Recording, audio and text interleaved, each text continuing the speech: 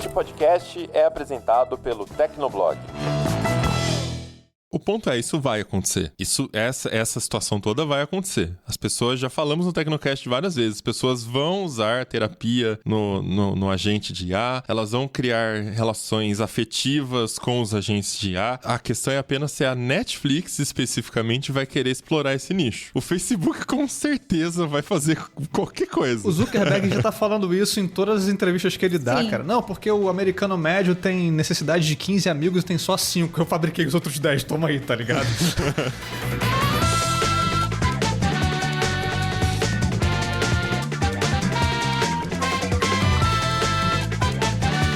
Olá, ouvinte! Seja bem-vindo! Está começando mais um episódio do Tecnocast. Eu sou o Thiago Mobilon. Eu sou o Josué de Oliveira. Eu sou o Tássio Veloso. E eu sou a Ana Marques. Você pode até não gostar daqueles anúncios que interrompem as suas séries no serviço de streaming, né? Mas o fato é que eles dão resultado. E os números mostram que os usuários talvez nem se incomodem tanto, afinal já são mais de 94 milhões de assinantes nessa modalidade somente na Netflix. Mas até onde será que dá para escalar esse modelo? Afinal, o anúncio ou outro a gente até tolera, mas o tempo todo é ruim demais, né? Então no episódio de hoje a gente discute os caminhos possíveis pra Netflix virar uma Big Tech sem ficar pesando a mão na publicidade. Já manda pra gente 5 estrelinhas no Spotify e Apple Podcast, segue o Tecnocast e aguenta aí que a gente já começa.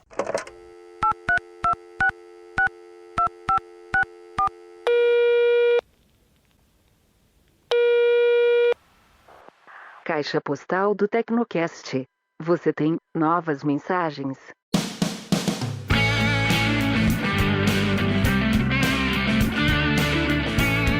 Caixa postal do Tecnocast, se você não quiser acompanhar com a gente, pode pular o episódio para 18 minutos e 53 segundos. Bora, Josué, qual que é o primeiro de hoje aí? Ó, temos 3 comentários hoje. Os 3 são sobre o episódio de semana passada que falamos da possível venda forçada do Chrome pelo Google por conta daquela questão do monopólio, né? Essa questão que ainda está sendo resolvida nos julgamentos lá. Devemos ter um resultado ali para agosto, essa é a expectativa. Bom, o primeiro comentário aqui vai ser do Rodrigo Dias, ele deixou lá no Telegram, falando o seguinte: a respeito do projeto Chromium, basicamente se tornou o único motor dos navegadores atuais. De diferentonas, só sobraram o Safari, só tem nos dispositivos da Apple, e o Firefox, que também está quase nas últimas. Será que poderíamos ver em algum momento a Apple disponibilizar uma versão do Safari para o Windows, como fez no passado, alegando ser uma defensora da privacidade nos tempos atuais? Eu nem lembrava disso, o Safari já teve para Windows? Teve para Windows, foi um grande fracasso, mas eles tentaram colocar o Safari no Windows, sim. Mas eles não tinham tanto...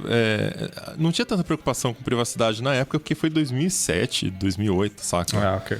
A notícia fui eu que escrevi, cara, no Tecnoblog. Faz muito tempo.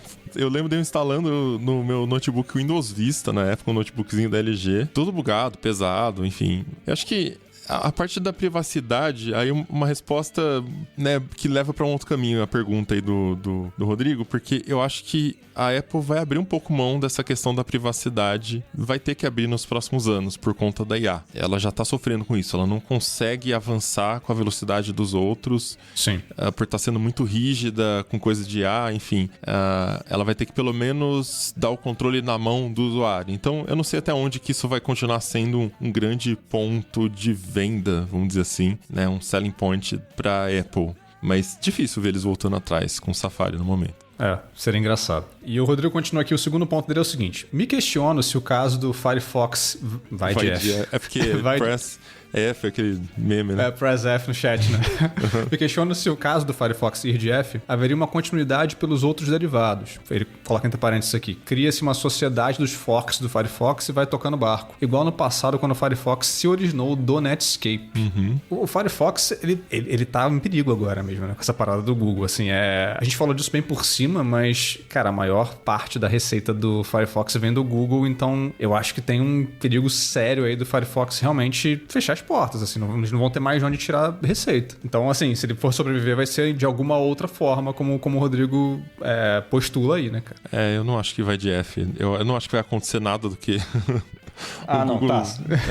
Não vai ser condenado. Porque, tipo assim, a hora que você parar pra pragmaticamente mostrar pros os caras da Torga lá que o impacto vai ser pior, vai gerar mais monopólio, porque, pô, você vai matar o Firefox, pronto. É o principal concorrente que não tá nas Big Techs. entendeu? Então, quer argumento mais forte do que esse? E matar o Firefox significa matar a Mozilla inteira, basicamente, porque eu vi um dado que era tipo assim, 90% da receita do Firefox vem do Google e 90 e tantos por cento, 80 e poucos, 90% da receita da Mozilla vem do Firefox. Então é tipo, Mozilla é Firefox, ponto, né? Enfim, eu acho que sim, teria esse lance do fork, sempre vai ter um dev interessado, tal. Não sei se vai ter alguma coisa expressiva, igual foi o Netscape originando o Firefox, mas eu já tô um passo antes. Eu acho que não vai rolar essa proibição. E o terceiro ponto do Rodrigo é o seguinte: caso o Google seja forçado a vender o Chrome e for criar um outro navegador, podiam simplesmente chamar ele de Gemini Browser. E aí já pega o gancho da IA dela, inventa um texto genérico dizendo que a forma de navegar mudou, como foi sugerido no podcast, de usar essa desculpa esfarrapada, coloca o ícone do Gemini com outra cor e pronto, recupera os usuários que tinham. Um abraço a todos. Pronto. Já deve ter lá dentro rodando esse navegador, não sei se com esse nome, mas já deve ter alguma coisa assim rodando lá dentro do Google já. Cara, mas do jeito que o I.O. foi focado em IA, cara, tipo assim, chamar de Gemini Browser faria todo sentido. Faria total sentido mesmo, assim. Se eles fizessem exatamente isso que o Rodrigo falou, eu não me surpreenderia. O Gemini, inclusive, ele já tá vindo agora, vai começar a vir integrado no Chrome. Sim. Igual a Microsoft tem, né, o Bing lá também. Mas é um pouquinho mais avançado, porque você vai conseguir interagir com as abas, enfim, é pra ser um pouco mais avançado. Sintetizar páginas e tal. Isso. Então, nesse sentido, sim, você misturar a IA com o navegador. Ou naquele sentido da ideia também de que a web aberta vai ficando em segundo plano, em terceiro plano, vai deixando de existir de certa forma, porque a IA regurgita, sintetiza tudo, né? Então, ok, pode até ter algum sentido usar até a marca Gemini, mas é isso. Eles com certeza vão usar essa desculpa de que a navegação está mudando, etc. Isso aqui não é só um navegador, alguma coisa assim. É uma nova experiência com IA.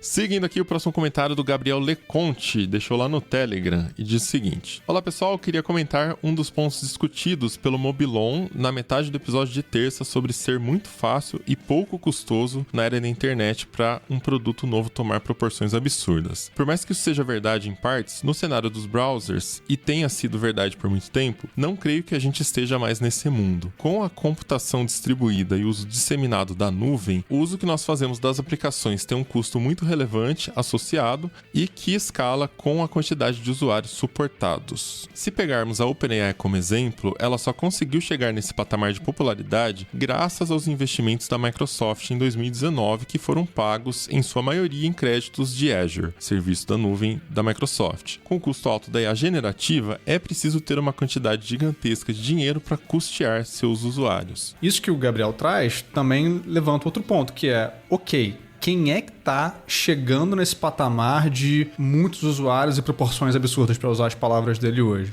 Pela nossa lógica, e aqui eu tô colocando pra gente desafiar a nossa própria lógica, né? Pra gente pensar realmente em cima do argumento. Isso seria possível, nada impede. No entanto, quando a gente olha, tudo bem, quem foi que superou o Edge? Foi o Chrome. E o que o Chrome tinha? O Google. Então o Google já tinha, mesmo que não tendo o Chrome, ele já tinha o status ali de porta de entrada da internet. Então quando o Google, um site como o Google, coloca uma publicidade pro Chrome, isso é muito significativo. Então quem foi que superou a distribuição da Microsoft? Alguém que já tinha uma grande distribuição antes, sacou? Então talvez isso desafie o nosso argumento. Tô colocando aqui pra gente pensar. E no caso aqui da OpenAI, também vai nessa linha, porque a OpenAI realmente, sim, não estava associada, não nasceu na Microsoft e tal, mas também cresceu em cima da Microsoft, que já tinha muita grana, já tinha... Aqui não é uma questão de distribuição em si, mas é uma questão de quem a catapultou, quem realmente... Financeiramente. Financeiramente, quem deu o pé ali pra OpenAI subir. Então, acho que vale a pena a gente olhar um pouco pra esse ângulo aí. Não, claro. É que, falando do seu ponto, que tá ligado à distribuição e a conseguir alcançar massa, né? É quase como se tivesse uma travinha que você passou aquela travinha e você vira o dominante, né? Você cai no gosto e você vira a referência. Então, óbvio que a marca Google por trás do Chrome traz uma credibilidade e os usuários, primeiro, talvez os mais avançados e depois acaba virando o navegador padrão que todo mundo já está acostumado a usar, né? Então, óbvio que tem isso. Mas na questão da distribuição, só isso não, porque a Microsoft estava lá com o IE instalado automaticamente. Era o ícone padrão que a gente usava de internet, né? Então, entende? Uma coisa meio que anula a outra automaticamente ali. O que define no final das contas é bom ou não é? E se não fosse, né, não pegaria. OpenAI, eu acho que já é um outro caso, porque ela ganha, ela conquista o gosto e ela vira a referência por ser a primeira, por ser a mais avançada e primeira, e de repente por ela criar esse nome de ChatGPT que todo mundo já sabe o que é, apesar de ainda não todo mundo usar. Outro dia, por exemplo, meu pai mandou um exame no grupo da família. Não foi no médico ainda pra saber o que é, umas coisas que ele tava na coluna lá. Eu botei no ChatGPT e falei, haja como médico, né? Aquele prompt avançado, e ele me cuspiu lá uma análise pra leigos. Mandei no grupo e aí meu pai respondeu, nossa, mas da onde? Eu falei, ChatGPT. É verdade, né? Nossa, a gente precisava usar, eu tinha visto mesmo que tinha isso. Então, quer dizer, nunca usou, não sabe, ainda não tinha usado, ainda não tinha tido contato, mas já tinha ouvido falar, sabe-se lá por onde, né? A marca já tá indo até além do produto em si, tipo, tá chegando antes do produto, tá ligado? E aí que eu tô falando, que eu acho que já ultrapassou a barreira, aquela travinha que faz ela virar a referência nesse segmento. E ela só conseguiu fazer isso por ser muito boa. Aí, ok, ela só conseguiu ser muito boa porque Microsoft e outras empresas de Venture Capital acreditaram na tecnologia e investiram grana. E, de novo, o centro de tudo a tecnologia era a melhor de todas, né? E virou essa coisa disruptiva. Aí, o ponto do Gabriel, pelo que eu tô entendendo, era que hoje em dia talvez a dinâmica de escala da internet, do digital, não seja a mesma do que eu tava falando, porque os custos já não são mais marginais, né? Tipo um custo de um download. Mas a lógica do digital não mudou, porque o custo de armazenamento e de banda, quando o digital começou a pegar, também era altíssimo. Podia ser, óbvio, mais baixo do que um custo físico de logística, mas eles também eram mais altos. E a mesma coisa está acontecendo com inteligência artificial. Os custos estão caindo exponencialmente. O custo ali de performance por watt, performance por preço da placa de vídeo, enfim, é exponencial. E com a ajuda da inteligência artificial, imagino que ela também vai ajudar no desenvolvimento de tecnologias, né, redução de custo ali de energia, novas tecnologias, e para todos os lados, né, cara, a gente pode imaginar. E aí que a gente tá falando especificamente de escalar um produto, uma startup de inteligência artificial, e não de escalar qualquer empresa serviço digital, né, é uma coisa muito específica, é uma OpenAI. Eu entendi o que o Gabriel quis dizer, ele não tava falando muito da questão dos browsers que a gente tava citando. É o princípio mais amplo que ele tá trabalhando aqui. Da lógica. Mas eu entendo, faz certo sentido, mas é também uma coisa passageira. Logo a gente vê esse custo despencando e já vai ser uma coisa marginal. Tanto que você já faz busca no Google e aparece a IA de graça lá. ChatGPT também tem a versão grátis. Os custos caíram ao ponto que você pode oferecer o produto de graça e o CPM de um anúnciozinho ali já paga aquela interação, sabe? Não, e o próprio, como você falou, né? Vai ter no próprio Chrome. Para eles conseguirem colocar no navegador mais utilizado do mundo, sabendo que vai ter o nível de escala de uso que certamente vai ter, é porque financeiramente eles estão encontrando formas de fazer essa conta fechar, ou algo próximo disso, enfim. Sim, o resumo é o custo marginal disso comparado com outras tecnologias ainda é mais alto, mas ainda é um custo marginal muito baixo comparado com o mundo físico. E é aí que existe essa lógica, né, que eu tava mencionando ali. E ele vai continuar caindo. Então, no médio prazo, ele meio que se iguala à lógica do que a gente tá vendo já com o digital. Fechando aqui, temos um comentário do Glauber Santos. Ele deixou lá na comunidade. Ele falou o seguinte: no episódio foi mencionado que o Google provavelmente lançaria um novo navegador pouco tempo após uma possível venda do Chrome. Embora isso seja legalmente viável, é altamente improvável que seja permitido contratualmente. Em acordos de compra e venda de empresas, é comum haver cláusulas de não competição que restringem o vendedor de criar um serviço semelhante por um determinado período de tempo, muitas vezes por vários anos. Além disso, pessoas-chave da equipe do Chrome, incluindo executivos, arquitetos e engenheiros essenciais, provavelmente seriam parte do acordo. Em muitos casos, esses profissionais devem permanecer na empresa por um período determinado após a venda, em troca de um bônus no final do contrato, uma prática comum em transações desse porte. Eu entendo o que o Glauber está dizendo e de fato é assim. Só que isso a gente está falando de uma transação que é feita no mercado entre partes que se encontraram ali, apertaram as mãos sem que tenha um martelo batendo e a gente não sabe se as decisões... Isso é um ponto para mim muito importante. Muitas vezes essas decisões não levam em conta tudo que está no entorno de qualquer tipo de negócio. Um exemplo bem diferente, mas que eu acho que concorda com esse princípio que eu estou falando, é, por exemplo, a decisão da da juíza lá atrás, em 2021, se eu não estou enganado, de que a Apple deveria permitir que aplicativos direcionassem usuários a comprar coisas fora da App Store, né? Por fora do sistema de pagamentos da Apple. A decisão dizia isso. E a Apple encontrou todo um arcabouço de maneiras de se esquivar daquilo. Tanto que agora está sendo mais pressionada e tendo mais decisões contra a Apple, mas assim, ela ficou 4 anos fazendo isso. Por quê? A decisão não foi detalhada o suficiente. Simplesmente não foi. Sim. Se tivesse sido detalhada como está sendo agora, a decisão de agora está sendo muito clara. Tipo assim, você não pode colocar empecilhos, você não pode impedir o tamanho do link, você não pode ficar dando ordem de como o tamanho da fonte, o caramba. Você tem que fazer X, Y e Z. A decisão inicial não foi assim. Esse é o caráter de muitas dessas decisões. Então eu não sei se uma decisão favorável à venda do Chrome contemplaria todos esses detalhes que o Glauber trouxe. Pode ser que não. O que vale lembrar é o acordo de não competição, a cláusula de não competição é uma cláusula voluntária. É do interesse das duas partes que existe essa cláusula, porque eu tô aceitando o acordo de não competição na venda do meu ativo, porque eu vou receber um valor financeiro maior ao fazer essa venda. Para o Google, não é interessante receber a mais para ter um acordo de não competição. É interessante, dane-se, me paga menos, paga pouco, não importa. Para mim, o que eu quero ele precisa do Google, ele precisa do navegador, entendeu? Então, a única forma de haver um acordo de não competição seria através da legislação. Só que aí, se isso fosse imposto por uma legislação, não seria um acordo de não competição, seria uma censura, basicamente. Seria uma ditadura, que é você chegar para uma empresa e falar assim, não, você especificamente não pode lançar um navegador. A Microsoft pode, a Apple pode, todo mundo pode, você não pode, entendeu? E aí é um tipo de controle de mercado que, cara, deve ferir, sei lá, quantas leis dentro do país, sabe? Não faz sentido. Também não sei como que a legislação americana trataria disso, mas também me parece um passo grande demais, assim. Talvez, tipo assim, obrigar a vender, talvez se chegue a isso, a gente tem dúvidas de que chegue, talvez sequer aconteça, talvez aconteça como aconteceu no caso da Microsoft lá em 99 ou 2000, eu acho, quando foi condenada, queriam quebrar a empresa inteira, vamos quebrar, vai separar o Windows, vai separar o Office e tal, que não sei o que, não vai ter essa palhaçada, e não aconteceu nada no fim das contas. Eles só permitiram que tivesse mais gente vigiando as ações da empresa, e sim, isso teve consequências que muitos consideram positivas para a competição no ramo de tecnologia.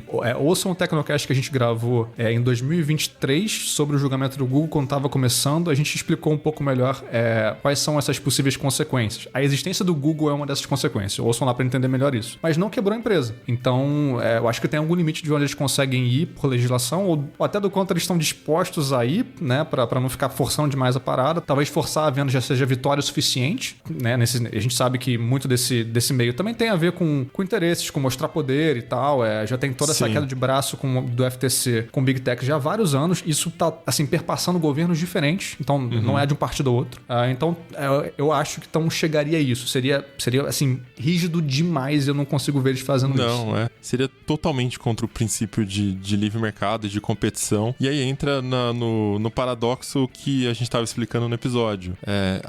As punições geram o problema que elas estão tentando corrigir. Na verdade, isso é uma coisa muito normal na política, né?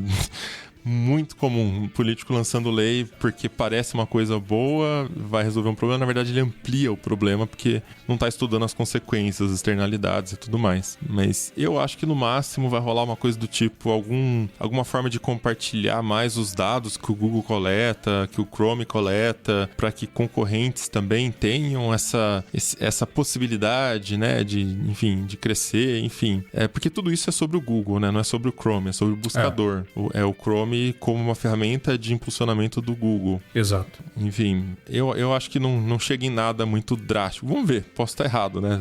Vamos ver o que acontece. Comentários lidos, bora pra pauta? Vamos nessa.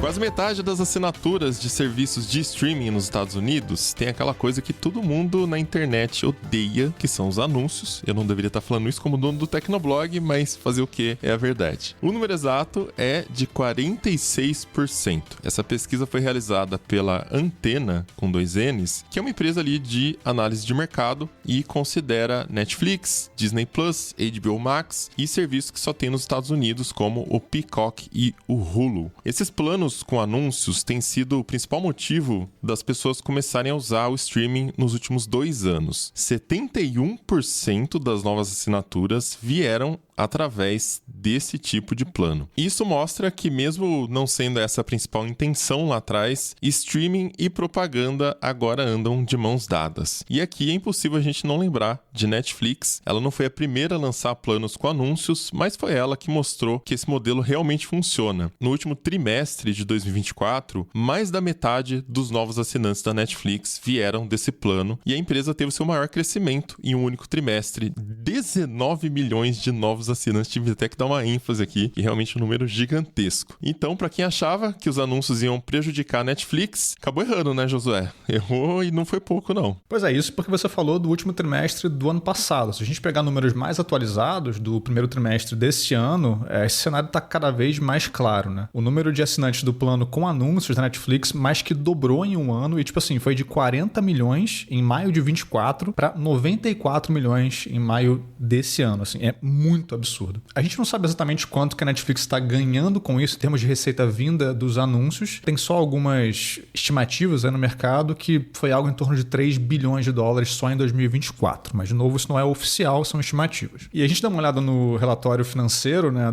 da Netflix desse primeiro trimestre desse ano e eles deixam claro que querem investir ainda mais em publicidade, né? Tipo, vai ser um dos focos chaves da empresa para esse ano, é o termo que eles usam, né? Foco-chave. E, nesse sentido, o que saiu depois é que eles vão investir em novos formatos de publicidade. Ou seja, não apenas vai ter um plano com anúncios, mas a variedade dos anúncios vai aumentar e os tipos de anúncios vão aumentar. Então, vai ter anúncio no meio das pausas. Então, você vai pausar uma série ou um filme e vai entrar algum anúncio ali. A informação mais recente são as propagandas mid-roll, como tem no YouTube, né?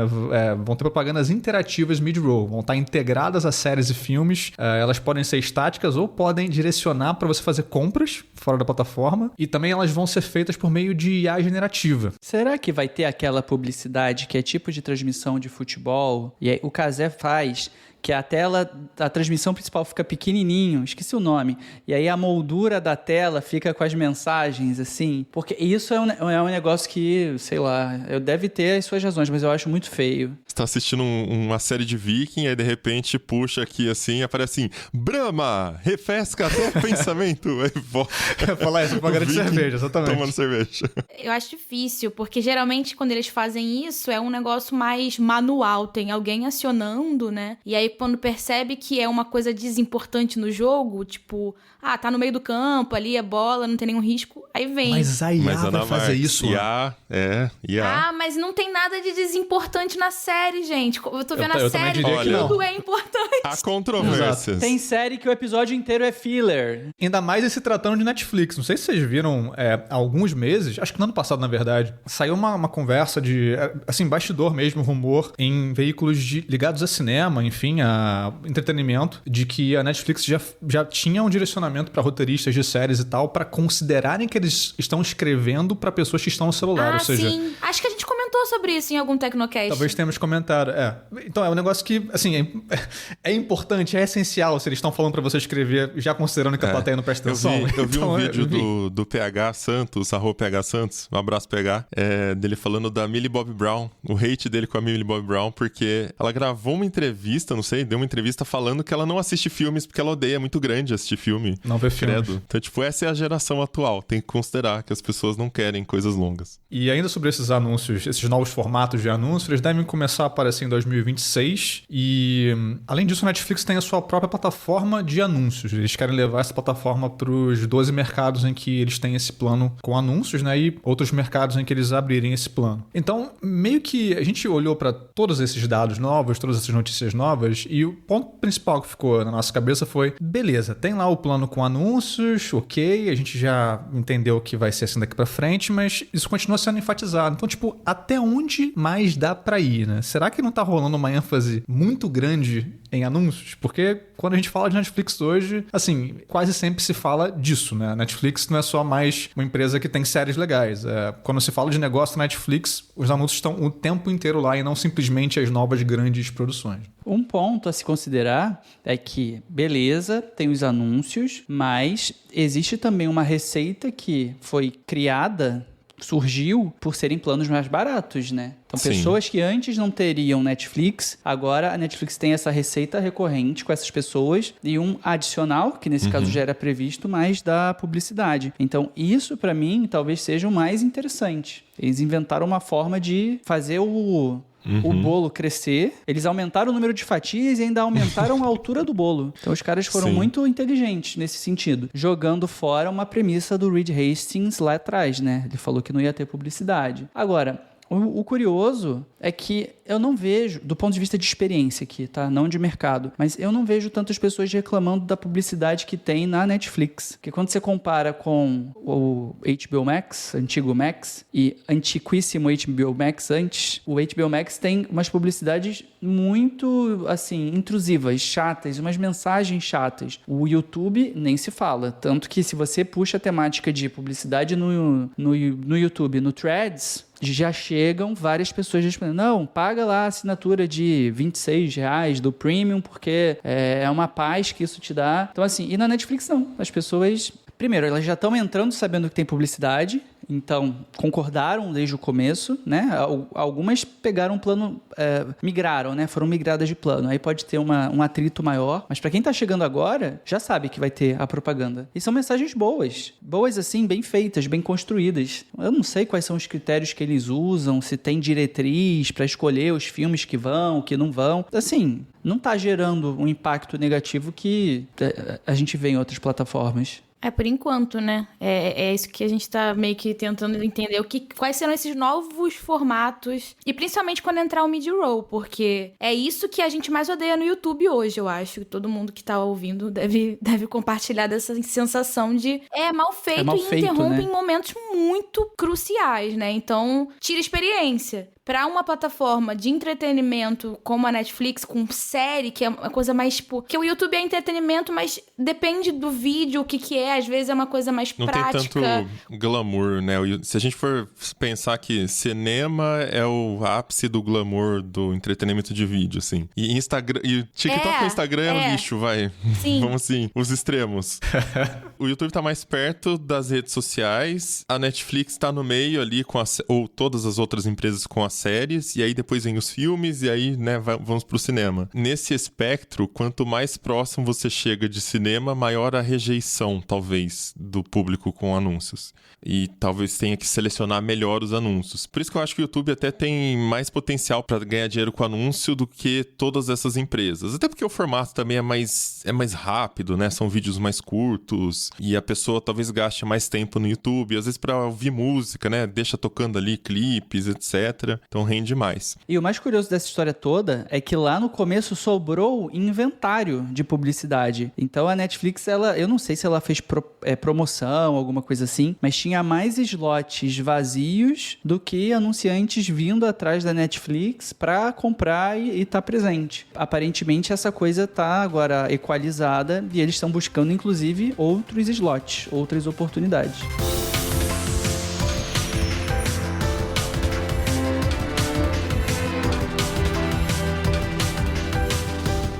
Eu queria trazer uma coisa mais mercadológica da Netflix, porque tem uma dinâmica nas empresas de tecnologia que é aquela dinâmica do winner takes all. E a estratégia da Netflix pode não ser exatamente essa, mas passa por isso também, né? De ser o principal streaming, de conquistar muitos assinantes, de gastar muito dinheiro e depois a gente vê como é que faz para ganhar dinheiro com esses usuários. Isso é o normal do Vale do Silício, né? Primeiro você tem que conquistar, você vai queimar caixa, você vai queimar dinheiro de VC e você vai pensar no lucro depois. Quando a gente olha historicamente, em 2015, a Netflix tinha uma margem de lucro de 2%.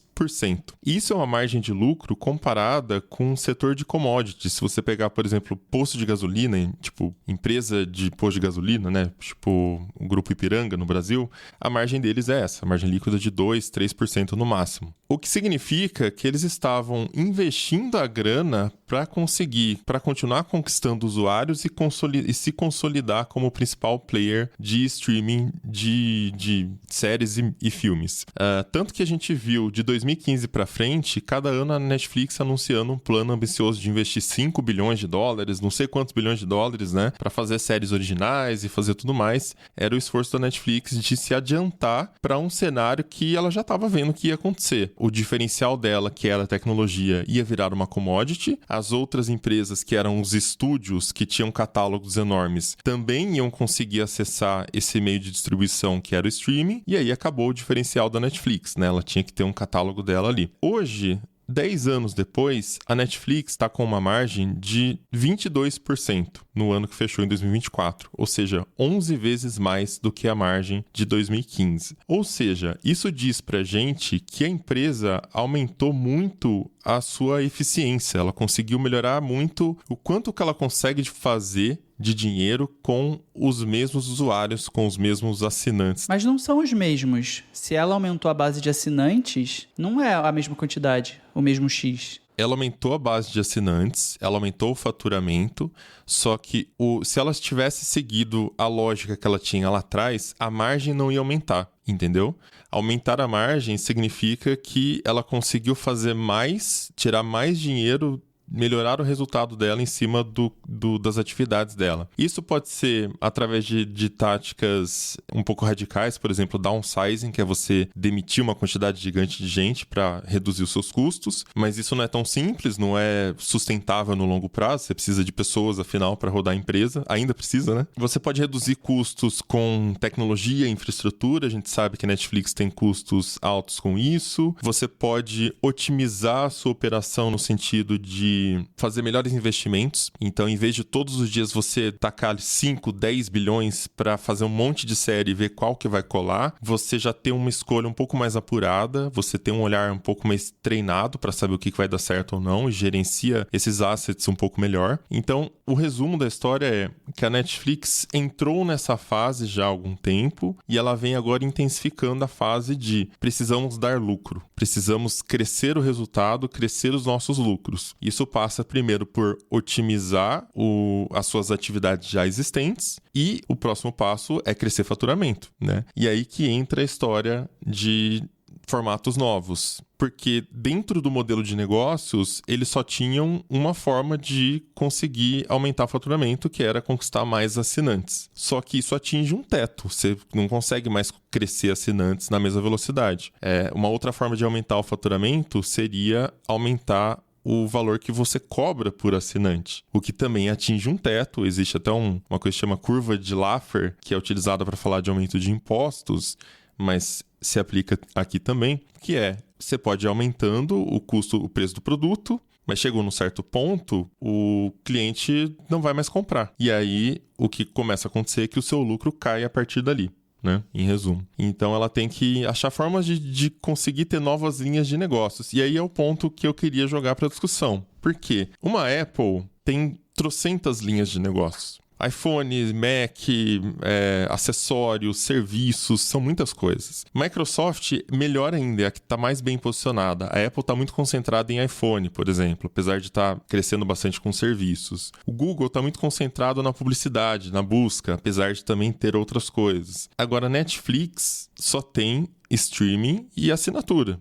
E agora tem esse híbrido de assinatura com publicidade. Esses modelos se esgotam em algum momento. A publicidade pode chegar nesse ponto que a Ana está falando. Ter muito anúncio e gerar uma rejeição também. Mas eles vão testar o limite disso agora com IA, né? Pelo que o José está explicando em 2026. Mas e aí, que futuro a gente vê para a Netflix? O que ela pode fazer? O que ela pode oferecer de produto para continuar crescendo o lucro, né? Sem impactar tanto a experiência dos usuários. Isso da publicidade me lembrou quando surgiram algumas mensagens no iPhone da Apple promovendo alguns serviços próprios. Acho que do iCloud, existiram outras coisas. Mas a interface, ainda mais dos aplicativos nativos no iPhone, ela sempre foi sagrada, né? Ninguém mete a mão. E aí começaram a exibir coisas discretas, mas foi uma disrupção. Provavelmente isso aumentou, né, a taxa de interesse, de clique, de assinatura dessas coisas que eu não lembro exatamente quais eram. E a Xiaomi também fez algo assim, só que de maneira muito mais agressiva. Então hoje, os consumidores de smartphone Xiaomi criticam que você entra nos ajustes e vai ter coisa lá. Nossa, vi, aparece um anúncio, né? Às vezes, na tela de desbloqueio, salvo engano aqui, também tem publicidade. Caramba. Então, assim, A Samsung também teve por um tempo, eu não sei como é que tá agora, porque tem tempo que eu não uso, mas tinha umas propagandas de Samsung em algumas partes de interface, não lembro se era em ajuste. Por um tempo ela exibiu também. Era propaganda de produto De próprio. produto próprio, isso. Ah, tá. Porque no caso da Xiaomi, até vi um vídeo do Gisiel, ele abria a tela de configurações do aparelho e aí, de repente, um vídeo de tela inteira de rede Caraca. programática. Era anúncio de AliExpress, saca? Caraca. Tem uma cara de bizarro. vírus aquilo, né? É tão tosco. Muito bizarro. Mas não é muito diferente da situação da Netflix com o plano de assinatura. É tipo assim, como é que eles fazem pra vender um aparelho muito barato, que é o caso da Xiaomi, e ter lucro com isso? Eles têm que achar formas criativas de gerar lucro, né? De aumentar o lucro ali. Mas é um jeito muito porco, né? E quando você detona também a experiência, fica complicado de defender. Tanto que teve esse vídeo que viralizou. Calma que daqui a pouco eles lançam um plano de assinatura. Se você assina, você não vai ver anúncios nas suas configurações. O Black Mirror, nessa última leva de episódios, tem um que é de uma pessoa que tem um problema cerebral e aí colocam, resumindo, um chip na cabeça dela. E aí esse chip permite que a pessoa sobreviva. As funções cerebrais vão pra nuvem. Tô simplificando aqui. E aí com o tempo vai acontecendo isso, de o plano que dava acesso a tudo dá uma pioradinha porque algo virou um plus. E aí depois um outro algo virou plus. E aí vai abrindo, assim, a mesma experiência, ela é enchitificada, né? Aham. Isso é um episódio bem legal, vale a pena assistir. Esse é legal mesmo. É um pouco forçado, mas é legal. No caso da Netflix, um caminho, assim, clássico é o product placement. E eu não acredito que eles façam, não lembro de ter visto, não sou o maior também, né, frequentador de Netflix. Mas como você faz um product placement?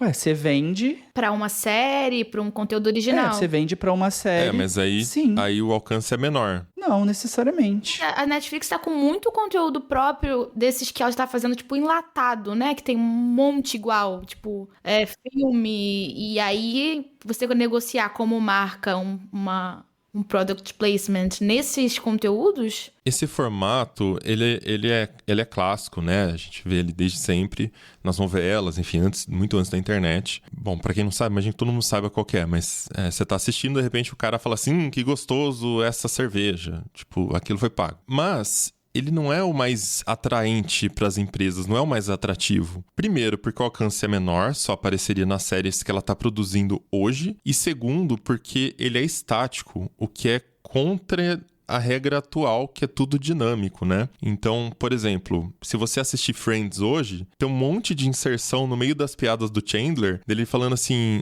eu lembro uma piada que é tipo assim, eu comprei pra você o melhor presente de Natal. Aí o cara, ele fala assim, você vai me dar um Sony PlayStation? E isso foi, sei lá, em 95, 94. A Warner, nem sei quem produziu Friends agora, ganhou essa grana lá, naquele ano, ganhou muito bem, óbvio, mas já faz 20 anos que a Sony tá ganhando dinheiro com esse product placement, entendeu? Então, não é o mais interessante para uma empresa de streaming. Mas será que a Sony não pagou um valor que deu dinheiro pra Warner por 20 Vitalício. anos?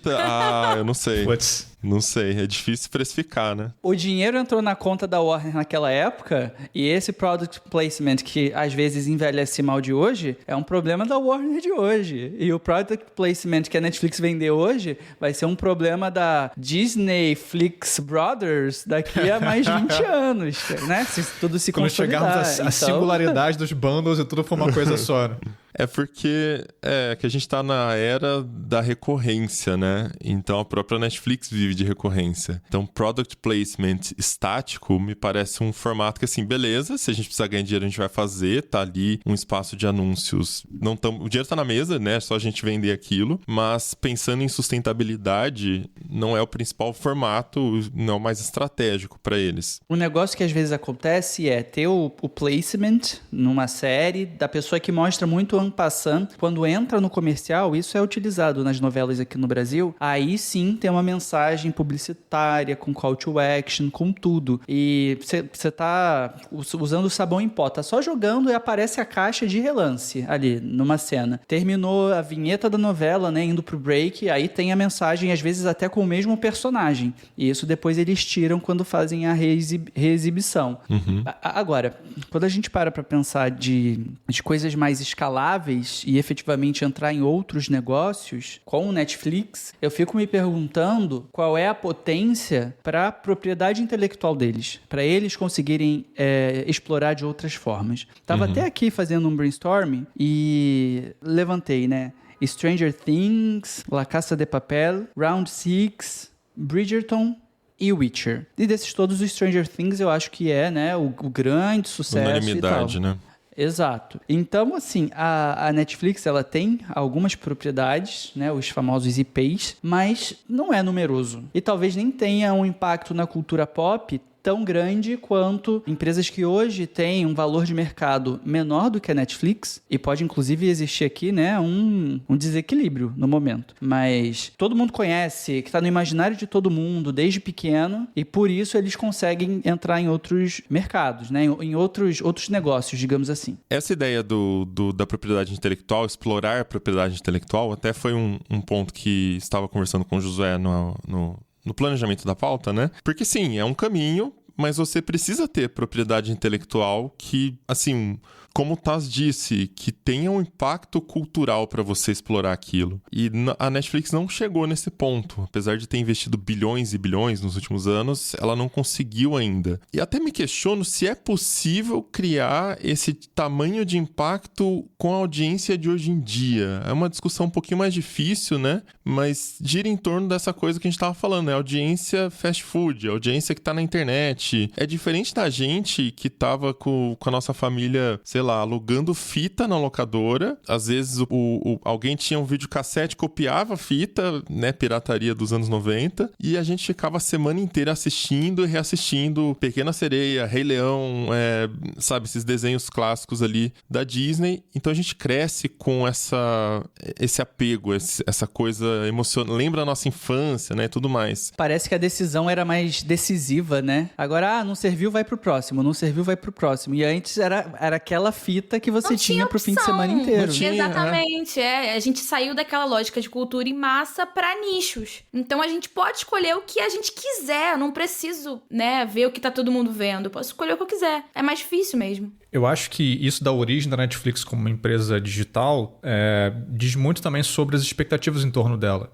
Empresas de tecnologia, de modo geral, tendem a dar muito mais lucro do que uma empresa de entretenimento. Então, as expectativas em cima de uma Microsoft, de uma Apple, de uma Nvidia são grandes. A Netflix, por mais que seja diferente dessas empresas de tecnologia, é uma empresa de tecnologia. Então, existe uma expectativa de que ela dê bons lucros, sabe? E a gente estava até comentando isso na conversa para pauta, que é assim, cara, beleza, a Netflix vai lá e implementa alguma coisa que dá super certo, do tipo, não pode mais compartilhar a senha. Aí beleza, no trimestre seguinte, putz, o número de assinantes, melhor dizendo, de assinantes cresceu bastante. Por quê? Não, você não conseguiu novos assinantes de fato por conta do conteúdo, você não fez uma campanha de marketing muito boa e atraiu novos assinantes. Não, porque a galera que antes não assinava e estava junto com alguém não pode mais, então o seu número de assinantes vai subir, é óbvio. Beleza, a Netflix vai aplicando essas estratégias e outras e vai crescendo, e como a gente viu aí pelos números que o Mobilon deu, tá realmente crescendo. Só que, cara, no trimestre seguinte, a galera tá com expectativa, não, vai continuar crescendo, vai crescer mais. Então, tipo, sempre tem alguma coisa, uma expectativa que é maior do que em cima de um estúdio de cinema, em cima de um canal de TV.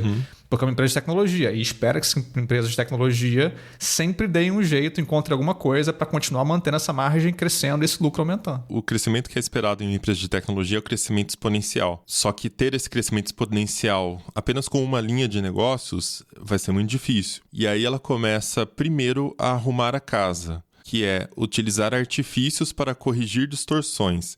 Então, por exemplo, vamos limitar os assinantes. Só que uma vez que você queima esse artifício, você precisa arrumar outra coisa. Isso aí vai só melhorar a sua margem aqui, beleza, vai aumentar a receita, etc. Mas isso não vai te trazer crescimento de longo prazo. Crescimento de longo prazo, você precisa de novas linhas de produtos, de negócios. Você precisa pensar em linhas que tenham sinergia com os negócios já existentes. Por exemplo, Apple está crescendo muito o lucro dela com serviços. O faturamento ainda é muito baixo comparado com o que ela fatura com produtos. Só que a margem de lucro que ela tem com serviços é quase o dobro da margem de lucro que ela tem com produtos. O que significa que ela pode ter metade da receita com serviços e ela vai ter o mesmo lucro que ela tem com produtos. O esforço é muito menor, até porque não tem um fator físico, logística e tudo mais, né? O esforço é muito menor para ela lucrar a mesma coisa. Esse é o sonho de todos, sabe? É ganhar mais dinheiro mais fácil. Esse é o resumo. A Netflix, ela já ensaiou tentar diversificar quando ela começou a lançar os jogos, né? Só que deu uma flopada bonita que não foi pra frente. Eu acho que eles nem botaram muita energia ali. Eu acho que foi só pra testar, botar o pezinho na água e entender... Vai ter gente querendo, não sei o quê, mas, sinceramente, pelo que foi lançado, acho que não teve um grande investimento, alguma coisa. Mas é um caminho que eu vejo possível, assim, lançar alguma coisa relacionada a streaming de jogos, assim como a gente tem, né, as Big Techs voltadas pra games, né, então a gente tem a PS Plus, coisas assim, o xCloud, a do Xbox, que eu esqueci o nome agora, Game Pass. Né, é um público que já consome a Netflix e provavelmente jogaria, mas tem que ser um negócio muito bem feito pra competir com essas gigantes que estão há muito tempo ali. Só que eu acho que a Netflix, ela não tentou de verdade. Se ela tivesse tentado de verdade, pegado gente, né, dessas grandes empresas e tentado bolar alguma coisa, eu acho um caminho possível, né? Só que acho que ela tava preocupada com outras coisas, tipo concorrência subindo e tudo mais. Então, esse lance dos jogos, eu concordo com você que teria um caminho interessante pra eles. E eles falaram que iam investir alguns bilhões nisso, eles chegaram a criar um grande estúdio e fecharam, tá ligado? Tipo, eles contrataram gente boa do mercado. Havia certa expectativa e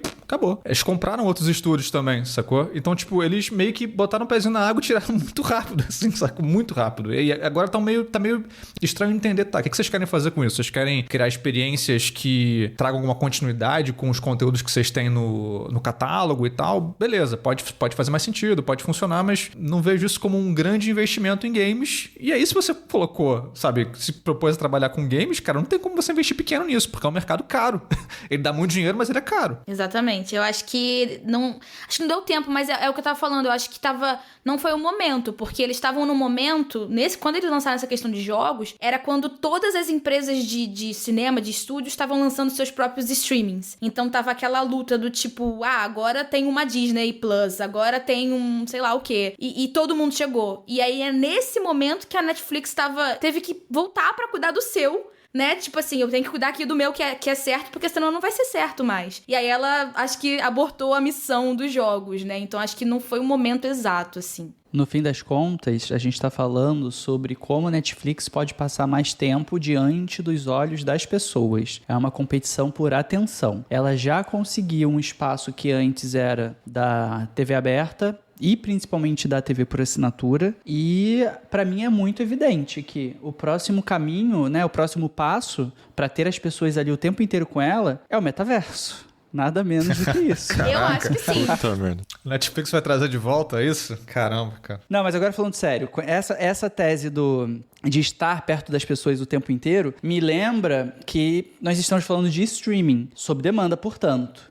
E a Netflix tem feito alguns experimentos em entretenimento ao vivo. E o pessoal da mídia tradicional, a menina dos olhos está sendo transmissões ao vivo, principalmente esportivas. Tanto que a ESPN é uma das divisões da Disney que, né, são mais interessantes. Assim, eu não lembro os números exatos, mas traz muita receita, movimenta bilhões, é um mercado muito pujante e tem publicidade. Só que hoje as publicidades nessas transmissões ainda são publicidades feitas de forma, digamos assim, estática, né? Você fecha com o anunciante, vai com aquele anunciante até o fim e etc. Não dá para incluir o dinamismo que tem na internet, de mandar as mensagens específicas para certas pessoas. E tem anunciantes que veem muito valor nisso, em se valer desse canhão para falar com muita gente. Mas em determinados momentos pode não ser tão interessante. Então, sei lá, passar a transmitir shows que sejam verdadeiros momentos culturais. A gente está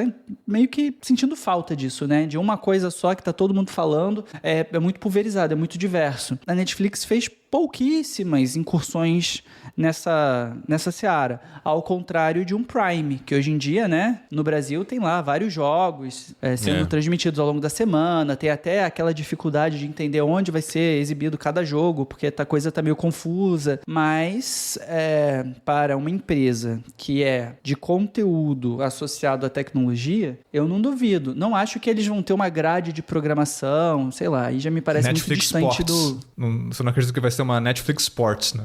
Uma Netflix Sports, talvez, mas uma Netflix com programas tradicionais da televisão, Sim. aí não. Teria que ser algo mais segmentado, com interesses muito claros e que falem com se aproveitem de certos momentos culturais. Faz E sentido. meio que até que tá rolando, viu, programas de televisão. Eu não sei se aqui no Brasil nem tanto, lá nos Estados Unidos que tem mais essas coisas. Mas, por exemplo, entrei outro dia e tava destacado lá um programa que era Pop the Balloon.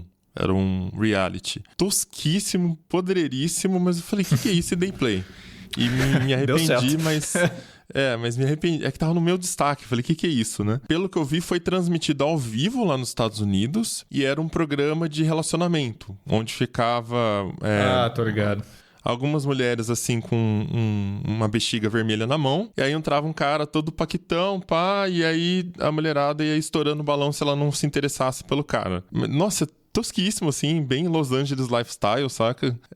Mas era ao vivo. Foi um programa que rolou ao vivo. Depois eles publicaram como uma série na Netflix. Então, eu acho que eles estão tentando de tudo. Eu vejo a Netflix meio como uma TV aberta mesmo. Acho que lá no começo, quando a gente gravava a Tecnocast, eu já falava, cara, a Netflix é tipo a Globo dos streamings, né? Parece que quer ocupar esse espaço mesmo. Mas a Globo pode ampliar a sua atuação para os streamings. E ela tem feito isso muito bem, ganhando dinheiro com Globoplay, né? E tudo mais. A Netflix já tá no streaming. Como é que ela amplia a sua atuação? É um pouco mais difícil. E essa coisa dos eventos esportivos, né, eventos ao vivo, de fato eles estão tentando correr atrás disso, né? Tava justamente pensando sobre eles tentarem trazer esses grandes eventos para a Netflix de alguma forma, seja shows, estão trabalhando com o NFL nos Estados Unidos, tem o WWE, famoso telecat, né, do Luta Livre que eles passam, né, o WWE Raw, acho que chama, tem no Brasil também, e tipo, como o WWE faz parte do mesmo grupo do UFC, tem rumores de que o UFC pode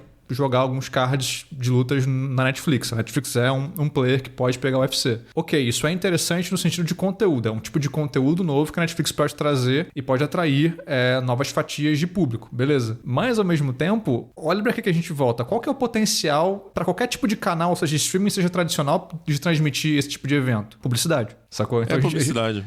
É o centro de tudo. Então, assim, a gente tá pensando aqui em novas estratégias e tal. Tipo, essa ainda é a mesma estratégia. É um outro produto, mas a estratégia ainda é a mesma. Então a gente volta, tipo, caraca, até onde dá? Tipo, eles vendem isso como um acesso VIP? Do tipo... Pay-per-view? Você pode ver esses... Tipo um pay-per-view. Pay-per-view não, Premiere. Já acaba sendo uma outra linha. Pode ser. Pagando um a mais ali pra certas coisas. Tipo o Prime Video, que você assina o Prime Video, mas você, esse filme aqui é muito legal e tal. Você clica nele, você tem que alugar de um outro lugar. Nossa, que ódio. Nossa, eu odeio isso. Eu não duvido nada. Muito. Ó, isso vai rolar. Isso eu tô mãe de Nigel Zoé aqui, tipo assim, cara, isso é meio óbvio. Outras empresas já fazem isso, eles vão acabar fazendo em algum momento, cara. Ai, que porque ódio. É uma estratégia que já tá aí.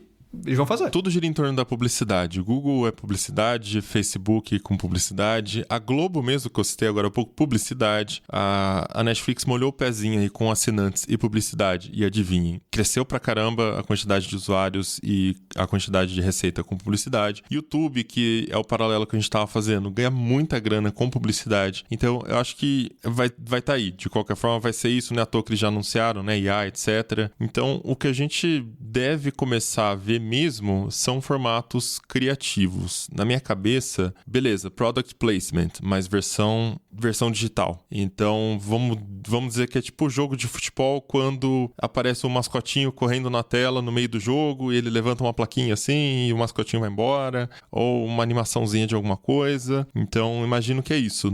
Talvez para não ter que interromper tanto, vai aparecer esse tipo de inserção, um widgetzinho no cantinho da tela, em alguma coisa, e eles vão tentar usar IA para deixar isso contextual. Então, na brincadeira que eu fiz, o Viking tá tomando cerveja, de repente, sextou com uma Brahma, sextou com uma Heineken, sei lá, sua preferência aí. Eles vão tentar inserir isso, porque daí você consegue alcançar todo e qualquer programa da grade. Então, o alcance é muito maior, o público vai ser muito maior, a entrega é muito maior. E aí as possibilidades são endless, né, cara? Quantos contextos uma IA consegue encontrar na grade inteira da Netflix para vender para anunciantes? Saca? E mais, já começarem a criar as coisas com esses espaços, né? Ter ali meio que sinalizado onde vai ser e depois a IA atua para encaixar a mensagem, mas o espaço já está separado. Eu cheguei a ver algumas, eu não sei se eram experimentos ou se realmente foi realizado, mas aqui no Brasil, gravações que são feitas para coisa de TV por assinatura e aparece, por exemplo, sei lá, uma gravação numa rua e aí a rua tá limpinha. Eles já gravam propositalmente numa rua mais limpa para depois digitalmente colocar ali um daqueles relógios, né, de rua com temperatura e tal, mas com a mensagem de um anunciante ali. Só que isso precisa ser feito previamente. Aí fica bem mais, sei lá, não chega a ser, não quero dizer contextual, mas já é um espaço mais bem preparado. Fica mais fácil pra encaixar. Colocar isso. Vamos supor que, sei lá, numa série o cara senta pra tomar um packzinho de cerveja com um amigo dele e na gravação todos eles estão usando latinhas envolvidas com a cor verde de chroma key. E aí na inserção, se não tiver anunciante, eles colocam qualquer coisa genérica, uma lata genérica, mas quando rolar um anunciante, eles colocam a marca específica. E tem a potência da Gen AI pra isso, né? Renderizar isso hoje é muito melhor do que exatamente. há 5 anos. Não, a IA muda tudo. Com certeza a IA muda tudo na história. Facilita encontrar esses pontos de inserção do material, seja ele qual for. Facilita inserir um próprio material e facilita de outras maneiras também, né? Essa coisa que o Mobilão falou no começo, de encontrar jeitos de ser eficiente, cara, eles vão tacar IA em tudo. Em legenda, em dublagem, no que for, cara.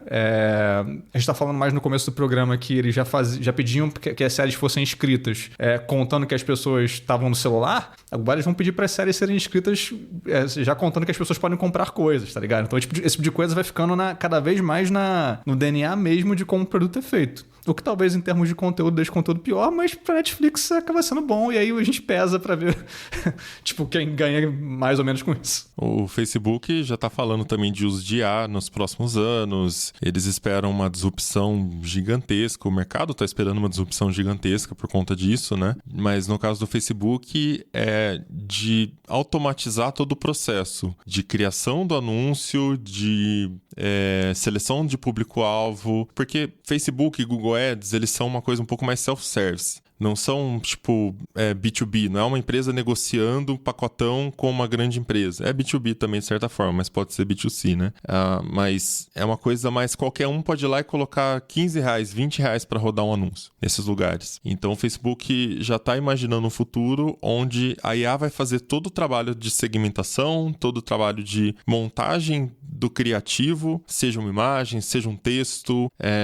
Você só chega e fala assim, eu tenho uma lojinha online aqui e eu quero vender mais pantufas, por exemplo. E ele vai te ajudar com isso, a selecionar quem é o público-alvo e tudo mais. Montar o anúncio e testar milhares de anúncios diferentes para ver qual performa melhor. É um nível de escala que você não consegue fazer com seres humanos, porque você vai tentar montar, sei lá, 3 anúncios e você vai tentar, tipo assim, por que será que esse aqui performou melhor? Você vai ficar tentando adivinhar, é a letra que tá maior, é a cor que é mais chamativa, a foto que chamou mais atenção. O IA consegue encontrar, de novo, repetindo isso aqui, a IA é muito melhor em encontrar padrões, né? Ela é muito melhor. E não só isso, ela pode produzir 1000 variações e testar as teorias dela em 1 hora, em 30 minutos, sei lá, rodando o anúncio ali. Agora, a Netflix seria um pouco mais complicado ter algo assim, porque ali são anúncios de vídeo. Mas também vimos no I.O. essa semana, o novo modelo de vídeo do Google, viu, acho que 3, né? 3. Sim. Que, cara, o negócio consegue fazer imagem, consegue fazer falas, inclusive foi o principal destaque que eles deram ali, né? As pessoas falam, a IA gerava imagens e as pessoas conversando, né? E sincronizado com o lábio. Ou seja, em 2026 vai estar muito melhor, vai estar muito mais realista. Então, por que não a Netflix lançando também um self-service e qualquer pessoa ter acesso a isso? Falando em Globo, a Globo já viu esse potencial e ela lançou há alguns anos uma plataforma também de self-service, né? Mas para você colocar anúncios na TV. Aí tem um trabalho de entrar em contato com uma produtora, alguma coisa para produzir esse anúncio, para rodar na TV, mas você entra na plataforma e você consegue fazer uma compra de um anúncio na Globo. Coisas que antes, não, era só para grandes empresas anunciar na Globo, né?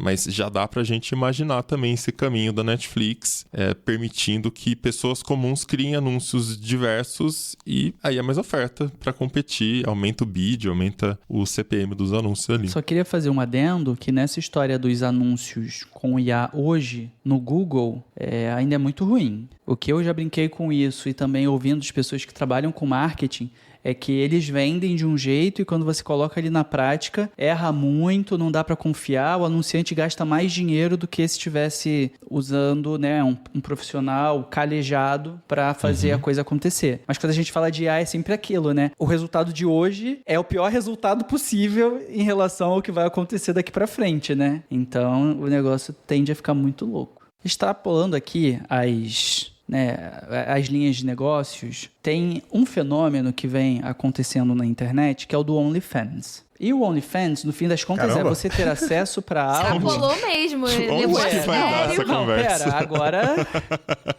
eles estão negociando talvez uma venda por 50, 60 bilhões, um negócio assim. Não, as pessoas pagam... Quanto é que é a assinatura da Netflix nos Estados Unidos? R$7,99 o standard com publicidade, R$17,99 o standard e R$24,99 o premium. Boa, começa em 7, vai até 20 e poucos. E esses creators no OnlyFans, eles ganham ali, tem de R$7,99, tem de $9, mas o meu ponto é, dependendo do conteúdo que você quer oferecer, tem um público que paga, mesmo sendo uma oferta, mesmo sendo uma produção pequena. Porque um creator de OnlyFans não vai fazer, né, um monte de conteúdo, um monte de vídeo, um monte de foto. A Netflix tem a propriedade intelectual. A Netflix tem os atores e as atrizes com, imagina-se, o direito de imagem. E terá a inteligência artificial. Por que não alguma coisa conversacional? Conversar com um personagem, trocar uma ideia com o elenco que na realidade está ali digitalizado, alguma coisa assim. Tipo que o Zuckerberg fala que vai ser a parada do futuro, as pessoas tendo companheiros de IA, assim, nesse sentido? Só que tipo na propriedade intelectual da Netflix. Eles tentam empurrar o Meta AI e os avatares dentro do Meta AI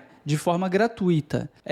Aí não dá certo, né? Porque a gente está imaginando. Teria que ser pago. Mas sendo pago com, imagino que informações durante a gestação de um projeto de um The Witcher. E lá tem todo o estudo do que o personagem o que ele gosta de fazer, né, qual é o cardápio do dia, qual é a história. Coisas que não são exploradas na história principal poderiam ser exploradas com o uso da inteligência artificial. Então você vai criando esse universo, vai ampliando esse universo e às vezes a pessoa, né, o fã da série, do IP ali, vai descobrir certas respostas que não teria no roteiro linear. Agora você pensou fora da caixa, cara. Eu não sei se foi bem isso que eu tô imaginando que você pensou, mas pensando num futuro com realidade aumentada e amigos virtuais, eu poderia, fora do aplicativo da Netflix até, né? Eu poderia ter um agente de IA aqui, alguma coisa assim, não sei qual é o nome, um IA geral,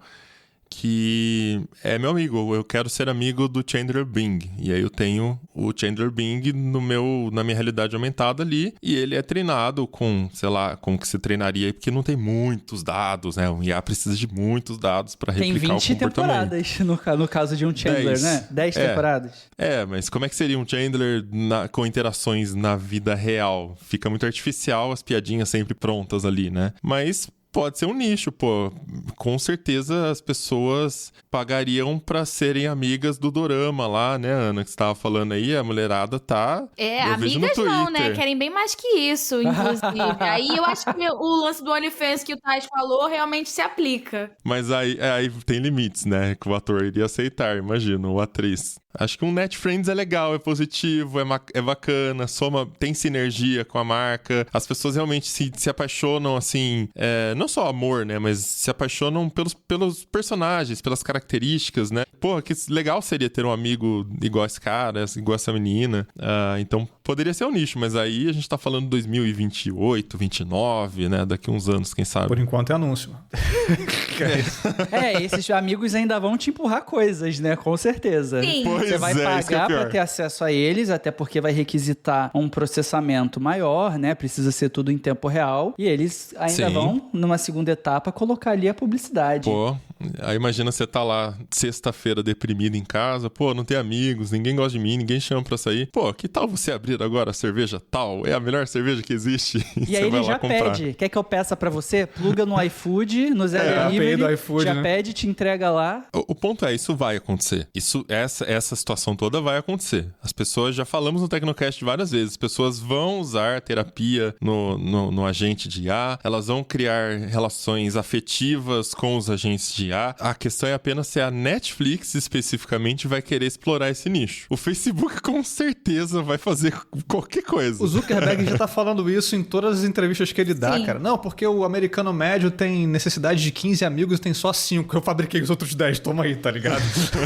Acho que são só 3, né? ou 3, enfim. Mas ele fala que tem necessidade de X e tem, tipo, muito menos que isso. Então, aqui, olha só que legal uma ideia que eu tive. E se eu criar formas artificiais disso e tá vendendo como se fosse a coisa mais maneira do mundo? Enfim, aí Zuckerberg, se pudesse, vendia até a mãe. Em IA, ele faria a mãe em IA. E nessas aí, se bobear, dá pra pensar em personagens em que algumas pessoas... O personagem tá disponível pra todo mundo, né? Esse avatar aí lá da Eleven de Stranger Things, pra dar um exemplo dentro do universo do Netflix. E você vai interagindo. Imagina, uma pessoa que é muito fã e ainda paga um valor adicional pra meio que bloquear certas coisas pros demais e ter exclusividade pra certos assuntos, pra certas respostas. Nossa, relacionamento monogâmico com um IA. Aí a gente tá num livro cyberpunk, cara. Não, aí a gente tá demais. Aí é too much. Eu só sei que o NetFriends do Chandler vai te convencer a comprar um Sony PlayStation. Cara, a Microsoft colocaria um dinheiro pesado pra mudar essa história e fazer né, a propaganda de Xbox no lugar. Pô. É que não faria sentido no contexto da época, né? Mas... Só que eu só queria colocar uma observação que, de novo, a gente tá pensando em um modelo de negócio onde o diferencial é a propriedade intelectual. E a tecnologia vai ser uma commodity. Todo mundo vai ter acesso a criar avatares e já tem, né? A criar LLMs customizados. Então, a Netflix pode explorar isso, mas, de novo, quem vai conseguir mais assinantes provavelmente vai ser a empresa que tem os melhores avatares. E aí a Netflix cai de novo naquela história de ter que criar produtos de entretenimento que culturalmente impactem muita gente. Afinal, por exemplo, um Chandler Bing vai ser explorado pela HBO. Pela Warner. Não pela Netflix. Ela pode até... A Warner, eu nem sei quais são os grupos mais, falar a verdade. Agora a Warner. O Friends pertence à Warner Discovery, né? Ele é exibido no Prime também, né? Então. Enfim, a Warner não tem exclusividade. Tipo assim, me paga que eu deixo você exibir onde você quiser. Eles podem até licenciar pro streaming, mas o Avatar eles vão querer explorar por conta própria, né? Não faria sentido. Maluquice, né, cara? A gente começou falando sobre planos com anúncios, estamos aqui falando do Avatar do Chandler Bing, que a Netflix vai monetizar lá na frente. Que triste. Nós começamos falando sobre modelo de negócio e terminamos falando da tristeza humana. Como é que chegamos aqui? Que dá dinheiro, né? A tragédia dá dinheiro. Então é assim que a Netflix vai se manter no topo, monetizando a tragédia. Então é isso, estamos chegando ao final de mais um episódio do Tecnocast. E aí conta pra gente o que você imagina nesse futuro da Netflix. Lógico que o foco aqui a gente tá falando de modelos de negócios, mas é pra entender como isso impacta a gente. Então, mais anúncios por todos os cantos, que tipo de anúncio, que formato de anúncio. Se você já assina também planos de streamings de Netflix, de outros que exibem anúncios, conta pra gente suas experiências, o que costuma te incomodar. Isso ajuda a gente também a imaginar pra onde que dá pra crescer, né? Onde que dá pra forçar um pouquinho mais a barra pra tirar um pouco mais de grana do usuário. Eu acho que também dá pra perguntar, enquanto fã de franquias, o que você toparia pagar? Porque as pessoas hoje em dia compram fronha de travesseiro de Harry Potter, compram não sei o que do Homem-Aranha, mas dá pra pensar em outras coisas que você gostaria de ter por ser de franquia e hoje em dia não tem. Algum material de alguma coisa, né, da Netflix. Aí a gente junta isso tudo num relatório e vende depois pros anunciantes. Exato, consultoria. Manda pra gente lá no Caixa Postal Tecnocast no Telegram ou no grupo do Zap, o link tá na descrição deste episódio. E se quiser continuar o papo com a gente, nas redes sociais, eu sou @mobilon. Eu sou @Josué de Olivia _, você me encontra lá no Threads. Eu sou @Tassius, THASSIUS, no Threads e no Instagram. O X acabou pra mim, tá? Tô desistindo, queria dizer aí. E @_ na Marques. Este Tecnocast vai ficando por aqui, a gente volta com outro daqui 15 dias. Até lá. Tchau, pessoal. Tchau. Tchau, tchau.